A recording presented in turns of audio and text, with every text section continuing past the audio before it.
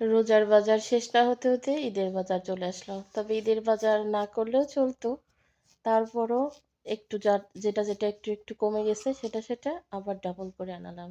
এখনো কিন্তু শুকনা মরিচ আধা কইটা আছে। তারপরও আরো ১ পোয়া আনাইছি। অনেক বাজারই আছে। তারপরও আনায় রাখলাম যাতে কম না পড়ে। কারণ ঈদের বাজার যতই রোজার বাজার থাকুক, ঈদের বাজার তো কম বেশি করতেই হবে যতই থাকুক। তো এখানে যা মানে একটু কম ছিল সেগুলা নিয়ে আসলাম। এটা ছিল ফুচকা।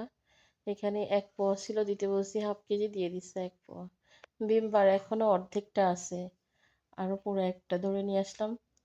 এখানে নুডলস ছিল, দুধ ছিল, ২ কেজি হুইল পাউডার ছিল, ৬ টা সাবান ছিল। যাক মানে আমি অত কিছু তো আসলে আমি না অনেক ভিডিও করি না। অনেক ভিডিও, এই যে বাপের বাড়ি গেছি কত কিছু আয়োজন ছিল। আমি কিন্তু অনেক ভিডিও করিনি। ভালো লাগে না আমার। আর এই যে যেটুকু